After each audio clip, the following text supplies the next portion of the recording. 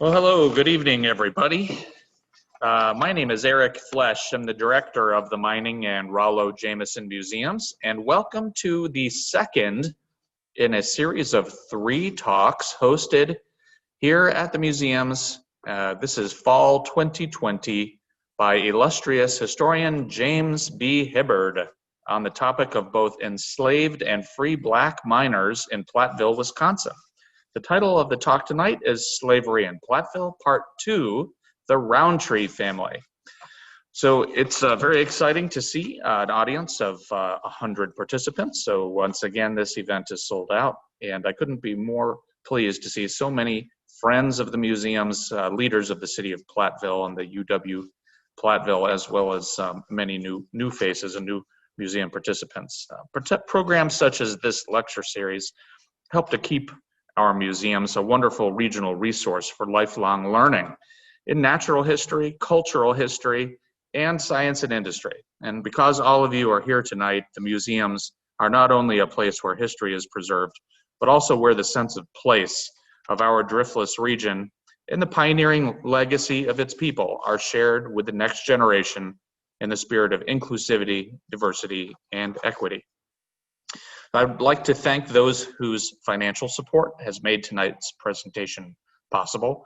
I'd like to thank our sponsor, Shake Rag Alley Center for the Arts, who invites all the participants of this lecture series to join its NEA Big Read of Citizen, an American Lyric, a book that addresses the individual and collective effects of racism. I'd also like to thank the following individual participants who offered a free will donation to attend tonight's event, and that includes Michael Bausch, Matthew Cole, Kent Sherrill, Joni Pay, Jacqueline Thomas, Eileen Nichols, and Jan Holloway. Thank you. Also, if you're not already a member of the museums, or if you're not a donor to the museum's annual fund, may I please invite you to visit our website and explore the benefits of membership and all the way your contributions enable the museums to thrive and as well as to just survive, especially in this time of COVID-19. By making your annual gift, one of the many benefits you're entitled to is the free attendance to the Friends of the Museum's annual meeting and program. The annual meeting and program this year will take place on Saturday, November 7th at 4 p.m. And the topic will be Enslaved and Free Black Miners in Platteville. The title will be Slavery in Platteville Part 3 on November 7th. Black Lead Miners in Platteville, the Story of William Maxwell. So this is the exciting conclusion of the 3-part series by James Hibbard. I just want you to know that about a third of that is already booked. It's about a third of the way full. So if you haven't already, please go ahead and register, make your annual gift sooner than later to ensure you're able to attend. So now, before we begin our program, I'd just like to invite you to participate in a question and answer session at the end of James Hibbard's presentation. So because we are such a large group and because we're doing this via Zoom, in the interest of time, may I please invite you to type out your questions as they come to mind and to submit them via the chat function at the bottom of your screen during the talk. So at the end, James will answer the questions in the order in which they are received, if he's able to get to them all. So I'm pleased to now introduce tonight's special guest speaker, James B. Hibbard. He earned his Master's of Library Science with an emphasis on archival studies at Indiana University in Bloomington. He has been the university archivist at the UW Platteville since the year 2000. An avid researcher, James has presented his research at history conferences, including several Wisconsin Historical Society, local history and historic preservation conferences.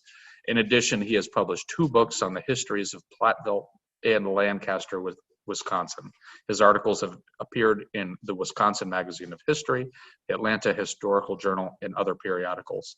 Please join me in welcoming James Hibbard.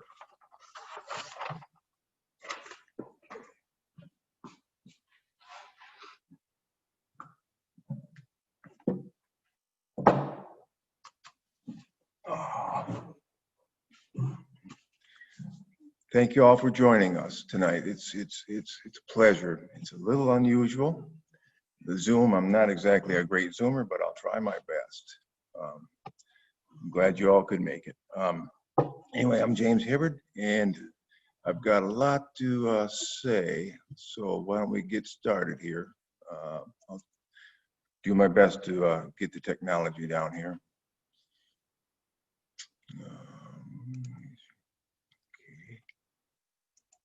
Okay, it's up and running. That's good.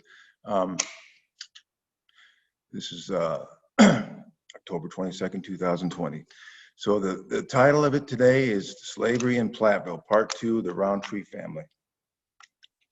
As you recall, the first one was about the Mitchell family a few weeks ago. One of the things I'd like to start out with is a story. And there's really two stories going on here, and I'd like to address both in my humble way. And one of the stories is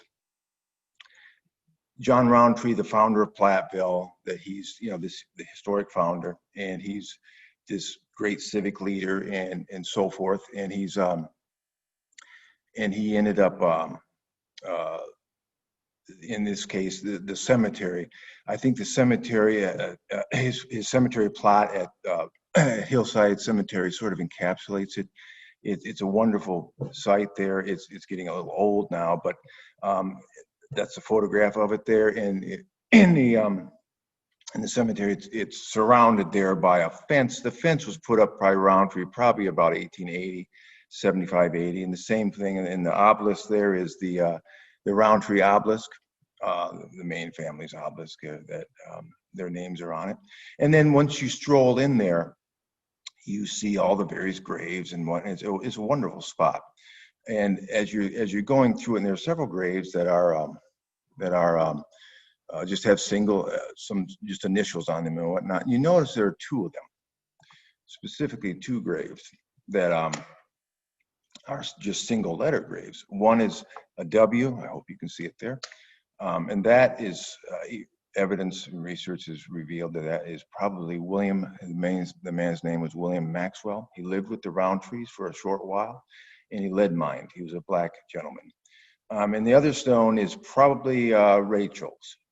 Rachel was one time Rowntree's probably his slave, and then she just ends up being a domestic servant in the household. At that time, it was quite common for families to have domestic servants. It was such a labor-intensive world. And you didn't just do the laundry. You had to make the soap, then you did the laundry, and so you scrubbed it. It's quite labor-intensive. In any case, she lived with the family, and you think about that, and you think, oh, that's nice. The Roundtree family buried two individuals in their family plot, which is quite a loving act if you think about it.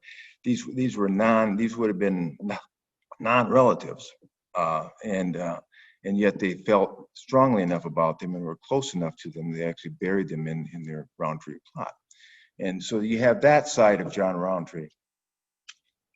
And then you have another side, story two, would be in the last decade or so, I've noticed in the literature that's out there,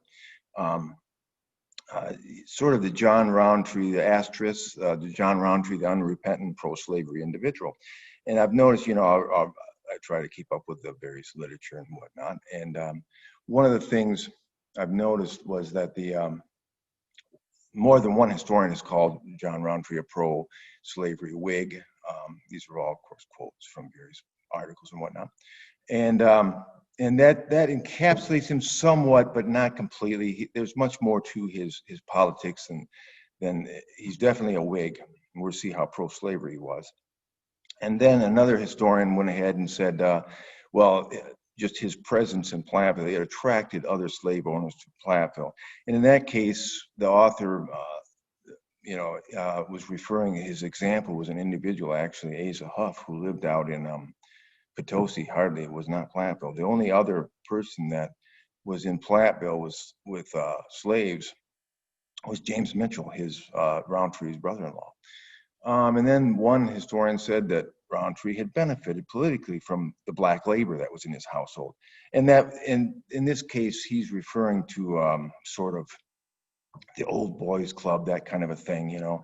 And it's possible, but also this author goes on to talk about how Roundtree had, you know, benefited, the black labor apparently benefited him in winning certain elections. And that just, you know, I don't see people buying, or I don't see people voting for an individual just because the man had black labor in his household. And then there's one author actually said Roundtree would challenge anyone who would consider him an abolitionist. And when I saw this one, I thought, where's this person coming from? And in the end, I believe the person's coming from the perspective of they were trying to portray Roundtree. He was proud to be a slave owner versus he didn't want anyone to think he was an abolitionist. And then the one that really brought a smile to my face was that Roundtree lived in a Southern man-style house. That one, I found that terminology in several articles, and it's therefore what they're saying is that apparently it's a crime to build a Greek revival house, and I absolutely don't buy that one. And then another person even brought up, another author brought up that this other individual in Grant County lived in a Greco-Roman plantation house. And again, I researched the house and whatnot. And no, it was not some big plantation house. So you have a lot of this going on. And one of the things I've noticed about some of these articles is they seem to be, they're written from a distance. As you read them, I'll be reading through it and I think, well, why didn't you check here? Why didn't you check there? Because they can't. They're over in Wyoming or something. They're not here. And so in any case, tonight let's explore Roundtree as best we can. And is he this warm, fuzzy Platteville founder, or is he an unrepentant pro-slavery individual? Let's find out as best we can.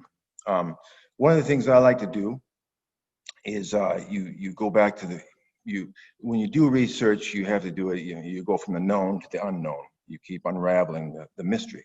And in this case, you go for the known. Roundtree did go down, unfortunately, of course. He went down to Galena on May 20th, 1830, and he purchased 2 individuals. It never says slave in there, but you know what's happening. He purchased them from James W. Stevenson was his name. And it basically says in there, it sold and delivered John H. Roundtree, County of Joe Davies, and State of Illinois, a Negro girl, a mulatto, aged 19 years, named Maria, together with her son, to wit, a boy aged 18 months and named Felix. And Stevenson, of course, he's from the Galena area there. And the terms of the sale, first of all, it talks about that Maria, their services, meaning they had to work for Roundtree. And Maria had to work till she was 28, and Felix had to work till he was 21. That was the B 1839, 1849. The interesting thing about it, Maria, right, that's the only document that I found her on. She disappears after this. She's not in the 1836 census. Neither is Felix in the 36 census. And then Felix returns. He was probably with his mother in 1836, wherever she was. And Felix returns by 1840 and 42 census, then he disappears. The other thing I wanted to mention about this is James W. Stevenson himself. He writes, he died in 1838, 8 years later, believe it or not. He was, I think it was of scarlet fever, I believe it was. And he knew he was going to pass away. And he writes in his will, which I located, he says, my slaves and all of my other personal property shall be and remain the absolute property of my beloved wife. So Stevenson was definitely committed to slavery. Roundtree would have known that. And that sort of plays into our story tonight, but just recall that. One of the things that at least I thought about, okay, where did these ages come from? Age 28 and age 21 for Felix. And where that comes from is they went back, Maria was born early enough that she came under the Indiana territorial laws of 1807. Indiana at that time included Illinois. So think of it that way. It was just Indiana territory at that time. And in their laws, it was an act concerning the introduction of Negroes and mulattoes into this territory. And it was at age 28, female enslaved persons would be freed, and at age 30, males under this case. And then Felix, his age 21, comes under the state constitution of 1818, Illinois state constitution, in which it says male slaves shall be freed age 21. So that's where the age 28 and 21 come from. Let me see. Okay. And the other thing that occurred to me as I was researching this is, was there a law about the transfer of a slave? In other words, if you sell an enslaved person, is there a law that you have to, what are the mechanics of that? What you had to follow certain rules? And there are basically two rules. And one was that you had to be a citizen of Illinois. And second, the person, the slave that was being purchased had to agree to this. There's two things. And if you notice at that in the original document, it does say John H. Roundtree, County of Joe Davies, and State of Illinois. It says that because he had to be a citizen of the state of Illinois to purchase a slave in Illinois. And at that time, this part of Wisconsin, they were still haggling over where the state line was going to be. The state line, of course, ends up being 42 degrees, 30 minutes latitude, north latitude there. And they knew where that line was, believe me, the surveyors, it was already on the 1829 map and everything else. But it wasn't really approved yet by Congress and that kind of stuff. It hadn't gotten the final approval. And so even as early as 1828, the Joe Davies County Commissioners, believe it or not, the Platteville individuals who lived in Platteville at that time voted as though they lived in the state of Illinois. It's pretty fascinating. Joe Davies County there, the commissioners established a voting precinct at Platteville. John H. Roundtree, Frederick Holman, who was a close friend of Roundtree's, and John Jones served as presidential electors for the election of Andrew Jackson, believe it or not. And the bill there, if you can see the 1830, they're still haggling over it. And by 1831, it's finally finalized. They agree, okay, it's Illinois is 42 degrees, 30 minutes. And from that time on, Wisconsin, or actually Michigan territory, is separate. And as far as the transfer of, it says, I found that in an act respecting free Negroes, mulattoes, servants, and slaves, approved of March 30th, 1819. It's one of the first laws of the state. And in that law, it states that the benefit of the said contract of service of a slave person there shall be assignable by the master to any person being a citizen of this state, to whom the servant shall, in the presence of a justice of the peace, freely consent. In other words, Maria had to freely consent. Now, whether she did or not, who knows? But given that they were specific enough that they said age 28 and he was age 21 and all this kind of stuff, they were following the rules pretty closely. So it's possible they asked her, Maria, that it would be okay to sell you to John Roundtree. Because if you think about it in terms of human nature, she was living with Stevenson, who had other slaves, and she was living in a known situation, and she was been going to an unknown situation. And it's possible Roundtree might have sweetened the deal a little bit. You never know. Maybe he said, "I'll free you a little earlier if you do good work for me," or something like that. It's possible. Anyway, I found it interesting that Maria had to at least legally consent to this transfer of ownership. One of the things that I want you to be aware of as we go through this is what Platteville was like at that time. It's 1830. Roundtree had just arrived there 3 years earlier in 1827. Everything was Galena focused at that time. There was, if you were married, if you wanted to publish anything in any newspaper, it was the Miners Journal in Galena. There was no newspaper up here. The illustration on the upper right there, that's a sketch of the lead region. And That's exactly how Platteville looked. It was a moonscape. They had cut the trees down to smelt the lead. They have windlasses there. They're digging holes. It's filled with men, dirty, smelly men, more than likely, and not many women there at all. And that's the way it was. And then here's the 1829 Chandler map. You can see that line going through the east-west line there. That's the 4230. They already knew where it was, but they didn't. It wasn't officially at this time yet. And there's Rountree's diggings up there, where Platteville is, of course, and then Galena's down there. Everything went that way. In the lower right there, you have it's a lead lease, 1828. A gentleman took it out in Galena, and he worked in Grasset's Grove, and which of course is Wisconsin. So you can see they're doing everything down there. In Roundtree, I found this a while ago. He writes, it's fascinating what he writes here in 1842, but he was buying and selling land at this time, so he was describing what Platteville was like in 1842, but actually he's describing what it was like, when it started out. He says, this place, Platteville, has grown to its present size, containing about 800 inhabitants, in importance on account principally of the richness of the lead mines in the vicinity, and has taken a name and character of a town since 1835.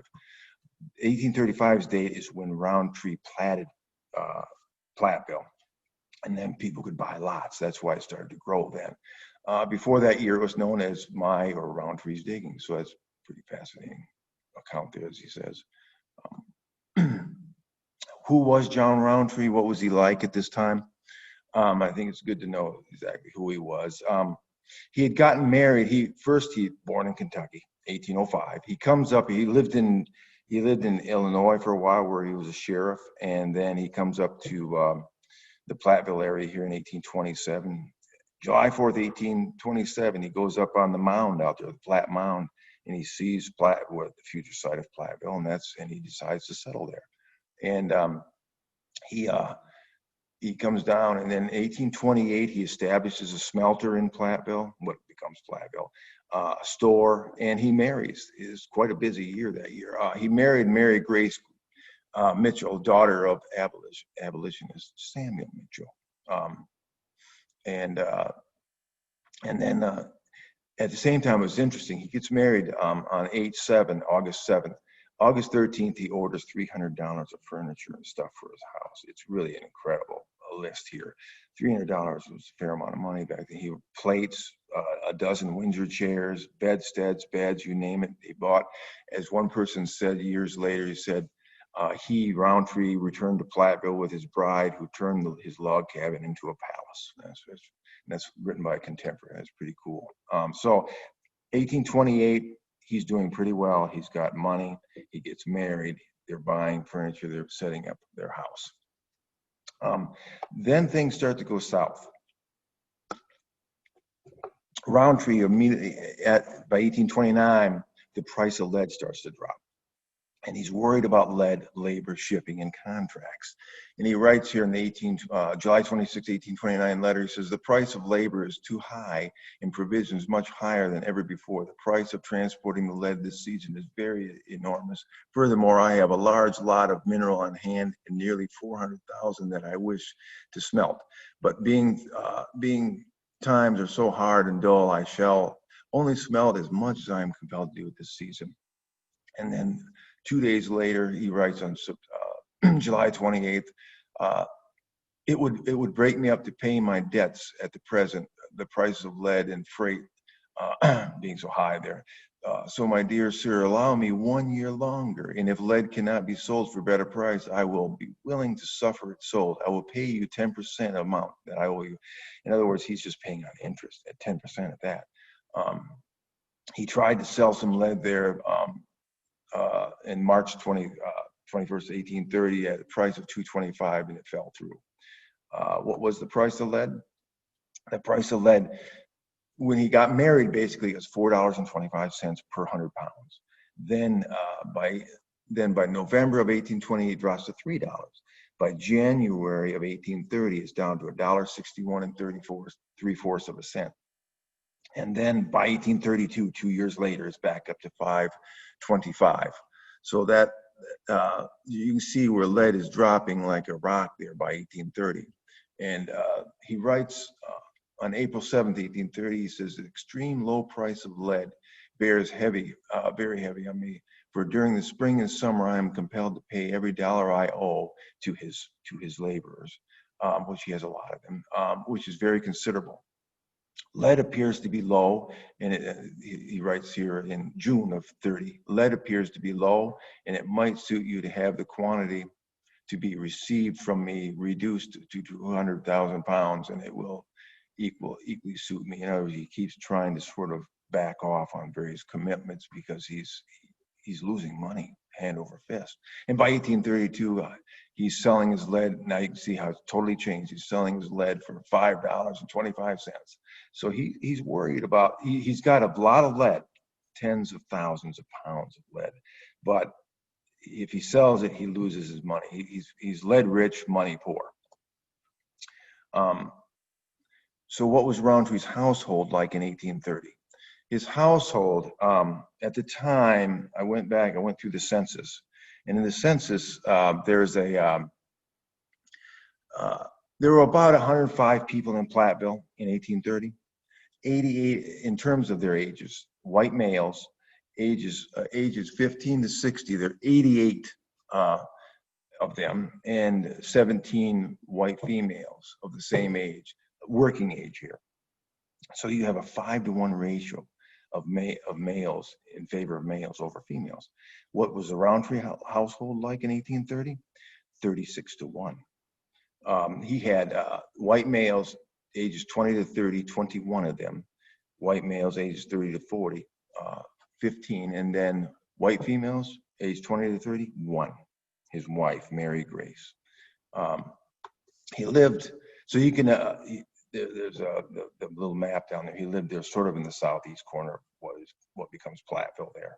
And so, as I like to say, you know, he had, they had about 2 cabins on his place, one for his wife and himself, and perhaps a few other laborers, I'm not sure, and then another cabin for laborers. But if you think of how busy and how overworked his wife probably was at this time, it was amazing. I mean, you know, she was cooking, cleaning, and sweeping and whatnot for basically 36 men. And if you think about it in terms of how human nature is, when the Rountrees laid down at night and they laid their head on their pillows, what do you think Mary Grace asked John? Did she say, how was your day, John? Or did she say, when are you going to get me some help? And so you can answer that question. So here's the situation as when Roundtree purchases Maria and Felix. He has a vertical business model. Believe it or not, the man, he hired laborers. This is why he has 35 laborers there. He hired men to dig the lead. He hired men to transport the lead to his smelter. He hired men to smelt the lead. Then he hired men to take the lead to Galena. In Galena, he hired a lead agent to handle the accounts at Galena. Then he hired men to build flatboats, believe it or not, in Galena to float his lead down to St. Louis. Then he would have hired guys to navigate the flatboats to St. Louis. And then he hired another lead agent in St. Louis to sell his lead there. So he's got this vertical model, business model is incredible. The guy must have been extremely busy, to say the least, the way he's operating. There's one reason why we don't have time to get into tonight, but he gets out of the lead business within the latter 1830s, and he gets into the land business much more by that time. And you can see why he's probably exhausted. And then you combine that with the price of lead, again, was in 1830, there it dropped to $1.61 3/4 per 100 pounds, which is just pathetic. And it's at this time that April 7th, 1830, if you recall, he writes the extreme low price of lead bears very heavy on me for paying his employees and whatnot. And that, a month later, he buys, for $330, he buys Maria and Felix. So in my opinion, this shows you how desperate he was to get help as far as domestic help for his household, to the point he would pay $330 for for Maria and Felix. He was quite desperate. Now let's jump forward. The best way, there's nothing more as far as on Maria and Felix. There's no more evidence on them. As I said, Maria disappears after the 1830, and Felix, he's there in the 1840 census, 1842, but then he disappears. But how is the best way we can figure out, at least for me, how Roundtree may have treated them? He may have badly or goodly or whatever it was. The best way you can do it is through other people, how he treated other people. In this case, let's look at the 1840 census, and we're going to look at specifically William Maxwell and Rachel. In the 1840 census, here's the Roundtree family. You got numbers of the ages and stuff, males and females. And then there's this free black male, age 10 to 24. This would be William Maxwell. He was in his early 20s at that time. And then you have the slave, the male slave would be Felix. And then the female slave there would be Rachel. She was about 55 at the time. One of the things I think that should be pointed out here is James Durley was the census enumerator in 1840. Now, James Durley, if you recall in my previous presentation, he was very anti-slavery, good thing. And he came from South Carolina, actually, originally. He left South Carolina to get away from slavery. And so but at the same time, in 1840, he pegs Roundtree as, Felix and Rachel as being slaves. But at the same time, he missed the boat on James Mitchell, if you recall, James Mitchell's two girls, Alice and the unknown name girl, unfortunately, we don't know her name. In terms of those two girls, he thought they were free. So in terms of Felix and Rachel still being slaves or whatever in 1840, it is somewhat questionable because he got it wrong for Alice, for James Mitchell's two slaves who he actually pegged as being free. It's just something to think about. Now we go to first let's investigate a little bit about Sister Rachel. Now, Sister Rachel, this is Rachel, the lady that's probably buried in the Roundtree plot there. And she lives with the Roundtrees. We're not sure exactly when she came, but she's in the 1840 census, so she may have come 1839, something like that. In any case, in 1841-42 ME Church record, there she is. She's listed as a state, as you read it across, state in life, she's single, state in grace, she's baptized, and her name, they called her affectionately Sister Rachel, and she's colored there. Now the person above, that Henry Christopher, he's the free black individual who lived with the Mitchells. Remember, he was the slave that the Mitchells freed down in Illinois, actually, and then he lived at the Stone Cottage for years. In any case, I think it's important that, it shows you here the Roundtrees are taking Rachel to church. She's, hopping in I'm sure they rode in the same buggy, and they all went to church, and it's quite a nice act there. So they're treating her at least fairly decently here. Otherwise, they wouldn't have even included her, She would have gone to this church. This church, the photograph there, that was constructed in 1845. It's where the bank just changed its name again, or wherever. It's at the Main and Chestnut Streets, the northeast corner. That bank is there, and so she would have gone to that church a few times at least. And so I think it's pretty nice that she attended church with the Roundtrees, and she actually went there long enough and became well enough known by them that she became, they affectionately called her Sister Rachel. As far as the rest of her life here, you can see she's in the 1840 census. She's in the 1842 census, 1846 census, this territorial census, 1847 census, and then by 1855 she's gone, but she's in the 1850 census. So, and there she's Rachel, 65 years old, female, black, born in Missouri. and there's her stone there, probably her stone there in the Roundtree plot with an R on it. They buried her there. I don't know. No one's been able to figure out when she died. About 1852, 53, somewhere right in there is when she died. Obviously, before the 1855 census, she was gone. So I think it says something that the Rowntrees not only took her to church and that she became a member, but they also, and she lives with the Rowntrees for well over a decade.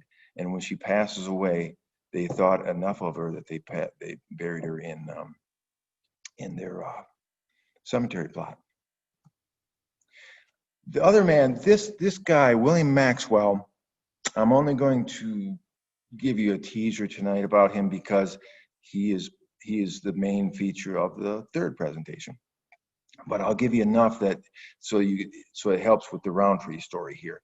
William Maxwell, he came, as far as I can figure out, he's a black gentleman, free.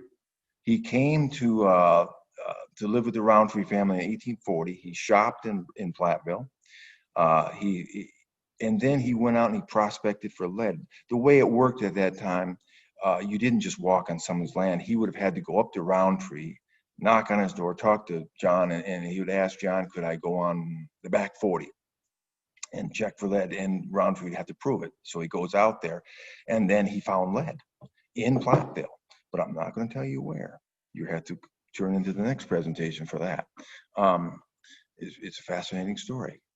Anyway, he finds, and then once he finds lead, Roundtree leased the lead ore to him, and then Maxwell brings up four other free black males that help him prospect for lead on this piece of property. In 1842, Maxwell actually, in 1840, he's living with the Rowntrees.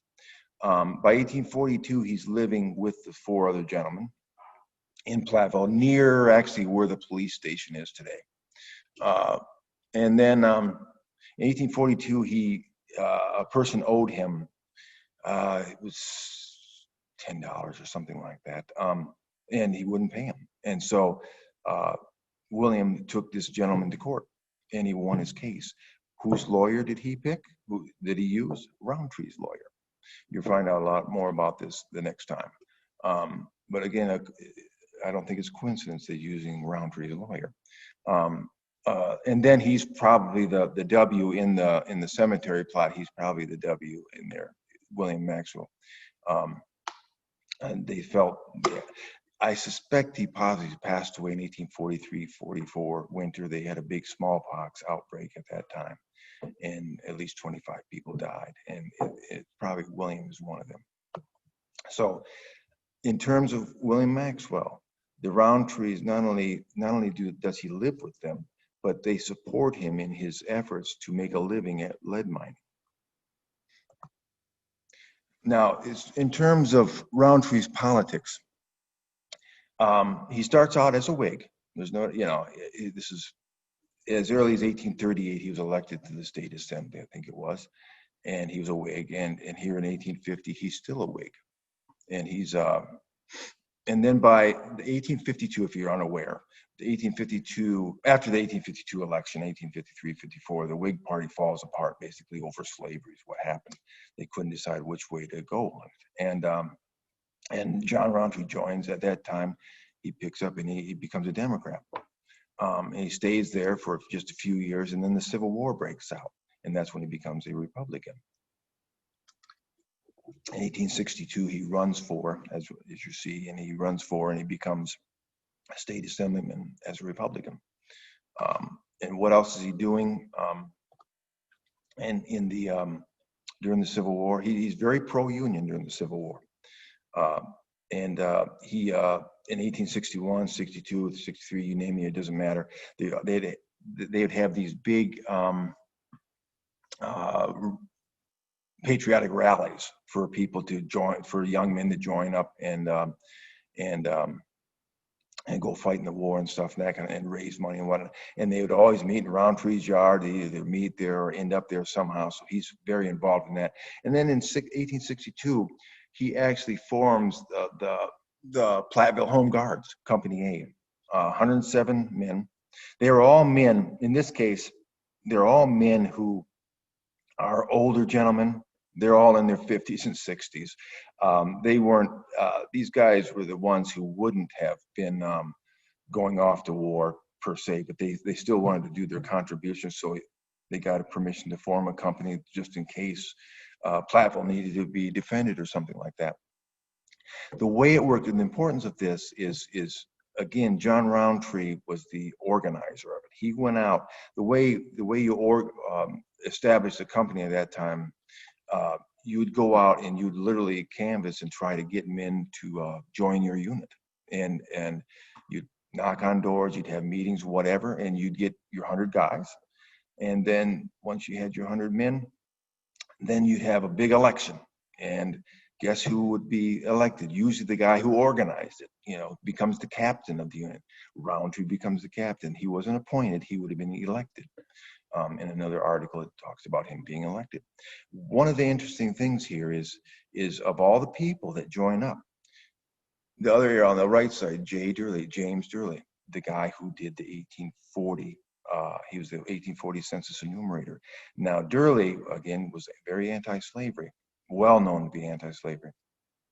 And if he joins up with a Roundtree's company, that at least says, okay, he doesn't think Roundtree is some sort of a moral reprobate. Otherwise, there's no way he would have served under him. He could have found some other militia unit, but he chose Roundtree's unit. And so that says to me quite a bit that he didn't see the Roundtree as, a terrible person. Otherwise, he would have never joined that unit. Then, as Roundtree runs for the assembly in 1862, an article comes out and it explains why he became a Republican. It says, Major Roundtree, up to the breaking out of the rebellion, was a Democrat, but since became convinced that the only way in which the country can be saved and the Union restored is by the destruction of slavery, the first cause and present animus of treason. So here you have, he's become an anti-slavery Republican, and he's decided to get rid of slavery. It's terrible. It's time to move on from that. And so, it's actually a wonderful progression for this man, and he goes from actually purchasing a couple slaves to becoming anti-slavery. And he didn't do it as a fair weather fan. He stays a loyal Republican the rest of his life. 1868 here, he's hosting the Grant and Colfax Club at his house for Grant was running for president at that time. So he remained very active in the Republican Party. But I think it's quite significant this man becomes anti-slavery Republican. One of the things that, to put Roundtree and all this into context, you cannot understand slavery in this area without understanding Illinois. And specifically to tonight's presentation is the act respecting Negroes and mulattoes, servants and slaves. The Illinois law was approved in 1829. This was the law that enabled enslavers to basically, if they had a runaway slave or something, they would grab them using this law, illegally grab that person, assault them. That was the terminology they used. And it had 4 provisions. And it was quite a vicious law. 4 provisions. A black person must have a certificate of freedom on their person at all times. The second one is if that black person is found without a certificate of freedom, and that person shall be deemed a runaway slave, jailed and hired out from month to month for a year. And then to continue on real quickly here, there was no interracial marriage, and no slave may enter Illinois for the purpose of working and becoming a free person. So in other words, especially going back to the second one where they could be jailed, it was a vicious circle how they set this up. The way, if you think about it, let's say John Brown is the enslaved person's name, let's just say, and his owner just sort of lets John go ahead and do his own thing, and then John's spotted in Galena, and so says, hey John, they see that guy over there? that guy's a slave, and they could actually, the sheriff would be obligated to arrest John, put him in jail, and actually hire him out for a year, up to a year, month by month. That notice down there, that notice, Millie and 2 infant children, that is a notice. Millie was a runaway slave. She was an actual runaway slave from Missouri. She made her way up to Galena, and then she was spotted, and then by someone, and then she was incarcerated and hired out. One of the girls I figured out was the daughter was named Mary. I'm not sure about the other one, but unfortunately, Millie got caught up in this vicious cycle. But that's how it worked. Is they would do this, and then toward the end of the year, if they went a whole year without the owner claiming them, they could actually then apply to the court for their freedom papers and get their free papers, at that point. But a lot of times the owner would, of course, come back and say, yeah, John's my slave, and all of a sudden he's back into this vicious cycle. So that's how it worked. This is important to know, because what happened, these are the people that I've figured out through court cases and whatnot. These are just some of the ones I've figured out so far. I'm sure there are probably others. And I'll find out more as time goes on. Dunkey, these are the slaves' names. Dunkey, a woman, she was assaulted by William Morrison. She's number 1 up there. She was near Ridgeway. She was claimed by him in Galena. She made her way down to Galena, and he came down and grabbed her. Charlotte, who lived over by Elk Grove, Charlotte was assaulted twice. In Charlotte's case, they assaulted her the first time. I think it was January 1st of 1830, and then February of 1831. Both times in the winter. And this person was wicked. They actually put her in some sort of a barn or something, no heat, nothing, in the middle of winter for a good month. She was bruised. She was frostbitten and whatnot. It's just terrible how they treated her. Frank Shelby, Henry Gratiot of Gratiot's Grove. You've all heard of Henry Gratiot. Well, he assaulted Frank Shelby. Frank actually, I found out he did finally get his freedom from Henry Gratiot through this whole thing, fortunately. Paul Jones, of all things, George W. Jones of Cincinnati Mound there. He was a smelter, and he sold Paul Jones in 1834 for $300. And to Thomas McKnight, who Peru, Iowa is right over the border, just north of Dubuque. Alice and the girl, they were 1842. That's James Mitchell, John Rountree's brother-in-law. He's the one who sent those girls to Missouri back to slavery, and got them in such hot water up here. Hannah Brown and child. Hannah was sent back, sold into slavery again by William J. Madden of also Elk Grove. America Jenkins and 2 children. There are 3 accounts of her being of attempted re-enslavement of her right in Potosi by Asa Huff. She was being dragged down the street of Potosi, screaming, yelling, kicking, whatever, making as much noise as she could, trying to resist Huff from taking her to the steamboat. If she knew if she got to the steamboat, she was going back to Missouri, and she did not want that. And fortunately, the individuals in Potosi heard her screaming and whatnot, and they came out the door and they stopped him from doing it, fortunately. And she ends up actually working for several people in the Potosi area, and then up in Lancaster. Tom Lear, Jim, Joe, Toby, and Toby Dodge there, 1830. Henry Dodge did free them, fortunately, and he actually gave for $1 each, Jim, Joe, and Toby some land. So he was halfway decent to him at that point. George Smith, he was the slave of Philip Thomas. Now, Philip, I'm not sure exactly when he freed George, but he freed him, and George continued to live with Philip at Mineral Point there. So these are Rountree's contemporaries. Everyone, they're all smelters. William Morrison, Robert Collette, Henry Gratiot, George W. Jones is smelter, except for James Mitchell. He was his brother-in-law and a reverend, but he was also in the lead mining business. William Madden dealt with millions of pounds of lead as a smelter, and Asa Huff was a smelter over near Potosi. All of these guys were, their actions were pathetic, in my opinion. They were absolutely animals, how they treated these individuals. And but I wanted you to put that in perspective, especially the top 7, because the way they treated these people is just, it's shameful and it's regrettable. And these were Rountree's contemporaries. The photograph at the top, that's roughly where Charlotte would have lived. There would have been a smelting unit up there. And then the other map there, that's 1834 of where Paul Jones lived near Cincinnati Mound. So the known events of John Roundtree regarding slavery and blacks, in this case, Rachel was baptized and a member of the ME Church, which isn't bad. She went there long enough, she was affectionately called Sister Rachel. She remained living and working with the Roundtrees for years. And she was probably buried at the Roundtree Cemetery plot. Maria and Felix, they appear to have been released from their services early, because they just disappear.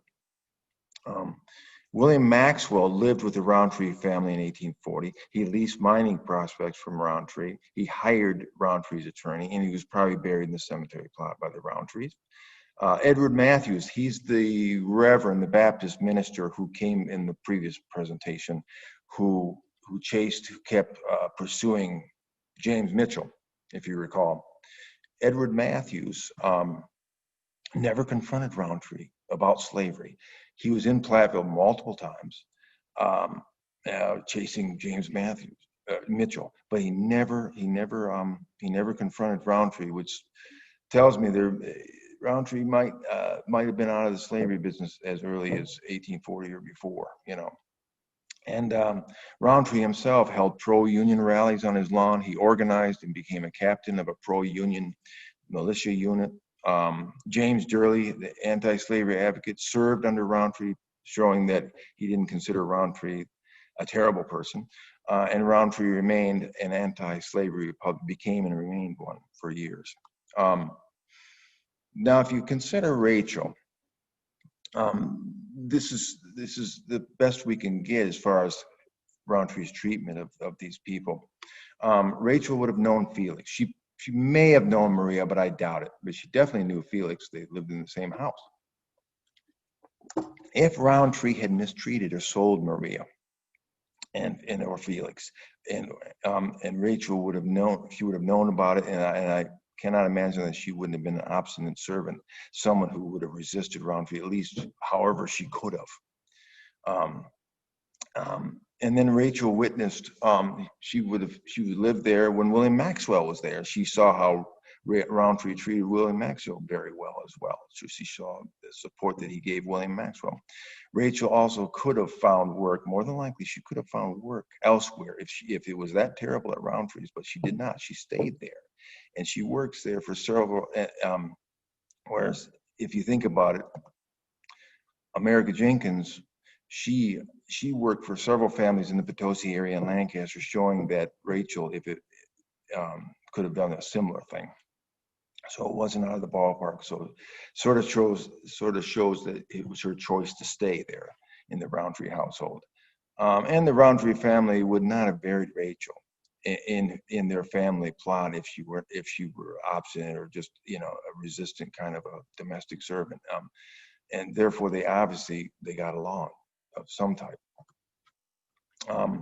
As far as Roundtree and slavery itself there, he's the original purchase, $330. Roundtree was a very savvy businessman, and that figure, it told me that he was desperate. In 1829, to give you a reference point here, in 1829, Paul and Charlotte Jones were purchased by George W. Jones for $500. And in 1834, Paul Jones was sold by George W. Jones for $300. And so that tells you that a female woman, a lifer in this case, Charlotte, was worth $200.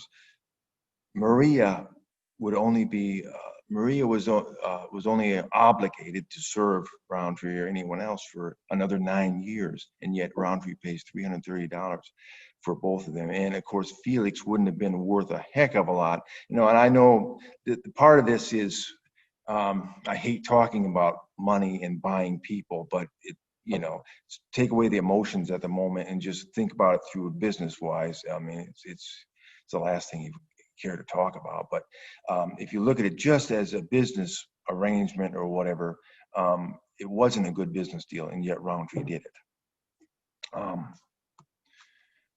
He may have even retained Maria, Phil, and Rachel as slaves for only a short time. If you think about it, going back to James Durley, he mistakenly thought James Mitchell's enslaved girls were, Alice and the second girl were free, but they weren't. So it's possible he was wrong about Rachel and Felix at that time as well. So they may have been already free at that time. It sort of puts at least a question mark over the 1840 census. And any genealogist knows censuses are, from day one, they're full of mistakes. And then, of course, Roundtree, in Roundtree's case, he did not attempt to send his slaves back anywhere or anything like that, whereas 11 other enslaved persons were sent back, or something happened to them as we went through. 3 slaves were assaulted, 4 were sent to slavery in Missouri, 3 slaves were attempted, that would be America and her kids, attempted to send them back in Missouri, and 1 slave was sold. That would be Paul. Roundtree's treatment of Rachel and William Maxwell indicate Roundtree held no malice toward them. If you think about it, Sister Rachel, she went to church with the Rowntrees and was probably buried in their cemetery plot. And the same with William Maxwell. He was supported in his lead mining activities, and he was probably buried in this plot. Rowntree's contemporaries, unlike James Mitchell, who had to leave Platteville, Roundtree was revered by his contemporaries. There, I've looked and looked and looked. I even found, Dr. James Campbell, who I brought up the last presentation. He even had a lawsuit against Roundtree for a piece of land. They're haggling over land, and yet he wouldn't say anything bad about him in his diary. He goes on and on about other people, but not about Roundtree. He just took him for what he was. He did not say anything bad about him. And then, of course, Roundtree eventually becomes an anti-slavery Republican. What do these facts indicate about Roundtree? Was he this unrepentant pro-slavery individual, or was he a good person in a tight spot? To me, the evidence indicates the purchase of Marie and Felix was a temporary solution to a domestic business crisis that he was under at that time, not because he was committed to slavery. The disappearance of Maria and Felix before their services were done to him indicate that he probably purchased them he may have done it to remove them from the Illinois slave vicious circle there that we've described, with the understanding that if Maria fulfilled her duties in Roundtree's household, she and Felix would be freed early, which, if you remember, in this case, John W. Stevenson there, the man who sold him the slaves, he went ahead and he was committed to slavery. Roundtree would have known that, so that maybe it's possible that was the carrot instead of a stick in getting her to come to Wisconsin. Roundtree's decent treatment of Rachel and William Maxwell indicates he probably treated Maria and Felix similarly. And the known relationships between Roundtree and Rachel and William Maxwell indicate mutual respect and a loving relationships between these people. And the Rowntrees were close enough to Rachel and William to bury them in their family cemetery plot, which is a very personal and loving act. To me, the evidence and the Rowntree's actions indicate Roundtree was a good person in a tight spot. He was not an unrepentant pro-slavery individual, and rather he grew as a person and did his part to end slavery. And a couple final notes here. I ran across this a while ago, and you're looking through all the contemporaries who talked about Roundtree and whatnot. And Martin Ridlob, he was the editor of the Platteville Witness in Mining Times. He lived right down there on West Main Street. There, his house is still there. He was quite the pillar in the community. And Martin, he writes about Roundtree, his civics, what he had done in his life and all this. And then he ends it and says, Major Roundtree was a benevolent, whole-souled gentleman, honorable and upright in all of his dealings and respected by all who came in contact with him. Martin would have known Roundtree for about 25 years before Roundtree passed away. So he knew him well, and he was a mover and shaker along with Roundtree. And then if you look at his civic record, my God, he was a postmaster of Platteville. He was a captain of the Black Hawk War. He was a chief justice of the Iowa County Court.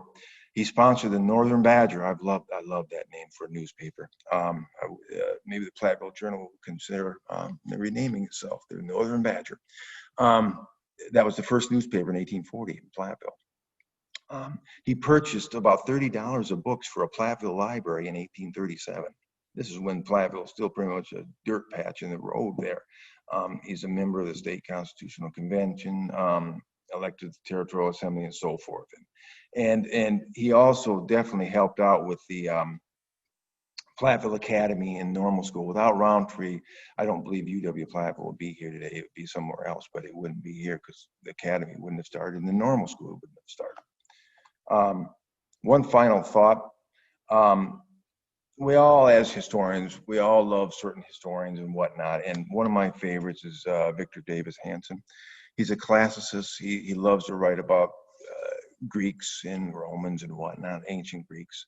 And he came up with this, I was reading a book of his a while ago, and you're always looking for something that encapsulates what history is and what you should be looking for. And this does it pretty well for me.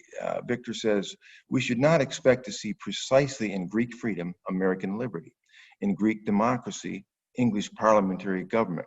The key is not to look to the past and expect to see the present, but to identify in history the seeds of change and of the possible across time and space. Western values are absolute, but they are also evolutionary, being perfect neither at their birth nor their adolescence. John Roundtree, in my opinion, he's one of those seeds of change. He went from actually purchasing two slaves in 1830 to becoming a total anti-slavery advocate 30 years later. He grew as a human being, and I think he should be remembered for that. And I hope you've enjoyed the show tonight, folks. The next one will be on November 7th, 4 p.m. It'll be another Zoom thing here. I'd love to have you guys in for a personal thing here, but I guess this is the way it has to be at the moment. Anyway, it's on black lead miners in Platteville, the story of William Maxwell, and of course I'll bring in a few other things, such as a man named Mark Foreman, who was a slave who was manumitted in the area. And thanks for joining us.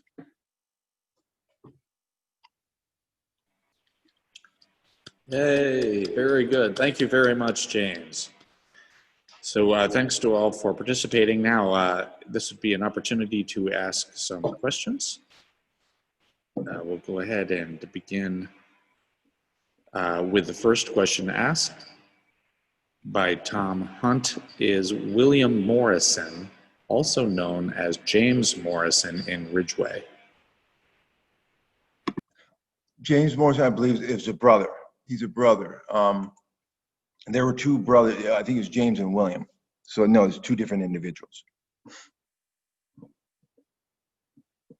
But they would have, they lived in the same general area. And the way that worked, I think, it's, because you think to yourself, okay, you have this enslaved woman named Dunky. She lives in Ridgeway. How in the world is she going down to Illinois to try to gain her freedom through the court system or whatever? How is she doing that? And I suspect it had to do with the lead trade. At the time, they would have smelted lead up there in Ridgeway, and then they would have put it in. The day would come, they'd put it in wagons, and then they would have hauled it with oxen. At that time, it was oxen. This is 1829. They were hauling it all the way about 55 miles down to Galena. Well, 55 miles with oxen would have taken upwards 10 days, maybe 2 weeks.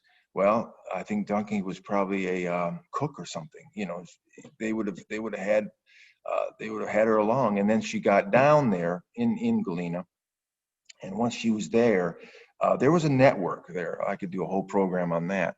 There was a network in Galena of probably free blacks and sympathetic whites, lawyers and whatnot, and they would have seen her come into town, and that network would have got a hold of her and said, "Hey, are you a slave?" And she probably would have acknowledged it and said, "Well, you can get your freedom. Come our way." So she tried, and of course, that's unfortunately it didn't work. But that's how Duncan would have gotten to Galena to even attempt to get her freedom, and that's how it worked. Same with Charlotte too, up in near Elk Grove. Okay, and Jackie Thomas asks, can you help us understand how Paul Jones sued George Wallace Jones 4 years after being sold in Peru, Iowa? Jackie. And did McKnight free him, or had he returned to Wisconsin as a runaway? It's a long story.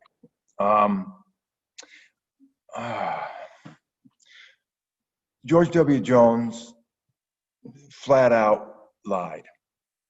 He in 1830, as you're fairly aware, I think, Jackie, in 1839, Paul Jones in 1840, right in there, he sues for back wages that he worked for George W. Jones. And George W. Jones, they show up. I don't even know if I have my doubts that Paul was even in the courtroom, because he didn't have to be. It just be his lawyer. His lawyer was a relatively young guy, not experienced, and Paul never had a chance to begin with in this court case. In any case, they go to court. He sues for back wages, but he didn't have one contract or anything like that. He needed a piece of paper from George W. Jones saying, "Okay, I owe. If you work for me, I will pay you X amount." He didn't have that piece of paper, unfortunately. He had just worked for George, and so they threw the court case out. George used the slave papers that he purchased. He purchased Paul in Missouri, I believe it was 1829. And he was a French slave. They called it a French slave. And that was one of the French slaves were the slaves that could go back to before the Northwest Ordinance of 1787 and that kind of stuff, where that family was already in slavery. And so they were grandfathered in that you could keep them as a slave. That's what a French slave was. And that's what Paul was. And but George, he used those French slave papers in the courtroom in 1839. But at the same time, George W. Jones sold. I have the deed. He sold Paul in 1834 to Thomas McKnight for $300. And it's fascinating, which tells you Thomas McKnight, he went over to Missouri, or not Missouri. To Iowa, and I strongly suspect Thomas McKnight freed Paul, but I don't have the paper. And then Paul comes back, and he played the violin, and he ended up always in the one account, he'd always end up at George W. Jones' house, sort of broken down man and needed help, and George would help him a little bit, but he worked for George, and then George wouldn't pay him, and he sued him. But basically, George W. Jones goes to court. He had to be absolutely outraged that Paul took him to court, if you think about it. And so he used the old slave papers to say, "Hey, I don't owe him a thing because he's my French slave." But at the same time, he didn't mention that he actually sold Paul in 1834. So Paul was probably a free man, I suspect. And so George W. Jones caught him in a lie, a total lie. He was not a good man. So that's how that is. I mean, more research might turn up Paul's manumission paper from Thomas McKnight. I don't know, but at least that's what I know so far. That Paul tried his best, but George W. Jones cheated him completely.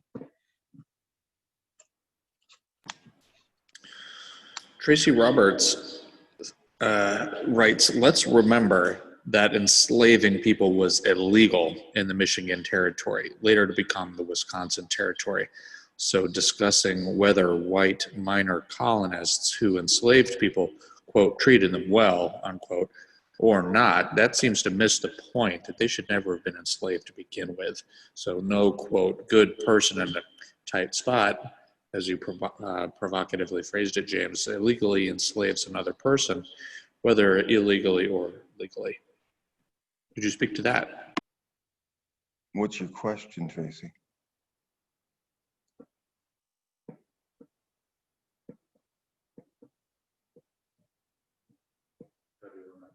It would,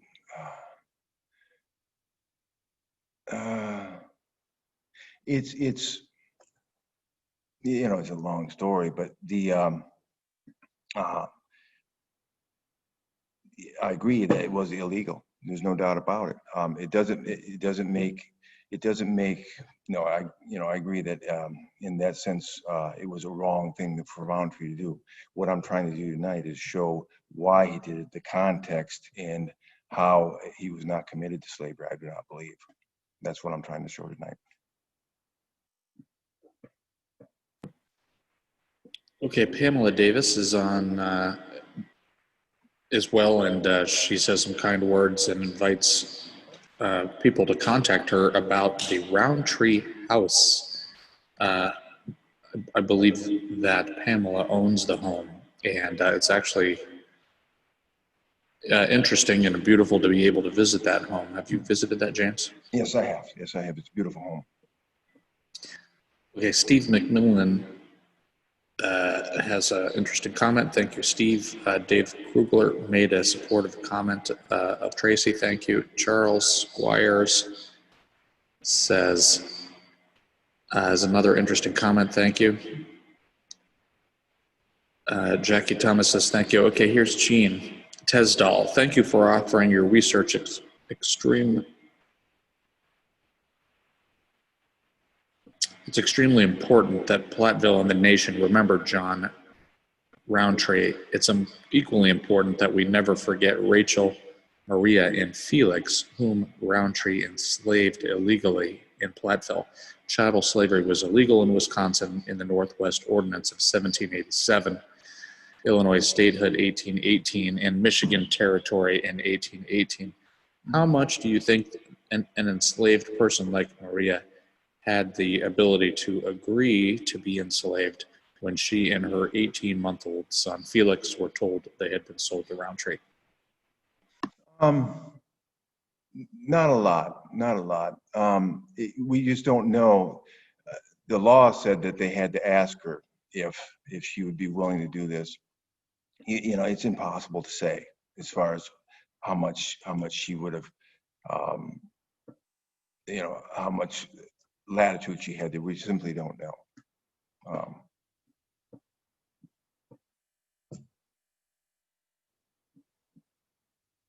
But given that, if you look at how, because dead silence, given that if you look at how Roundtree treated Rachel and William Maxwell, I don't think he treated Maria and Felix terribly. I wouldn't say, you know, we're never going to, for sure, all you can do is base it on how he treated other people and that those people had stayed in the house with him.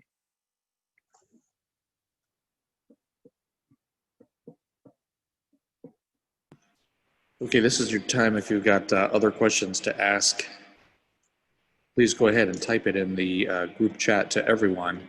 I'd just like to ask one question, if I may, and that is, how important do you think it is that Roundtree was the type of person that one of his first jobs was to have been a sheriff in the pioneer town? Good question, Erik. It would have focused him in on the law. I think, you know, being a sheriff, obviously that he was a sheriff in an Illinois county, but still it would have given him a sense, okay, the law is this, this, and this, and a sense of following the law in that sense. So yeah, I would have focused him in on the law, I think.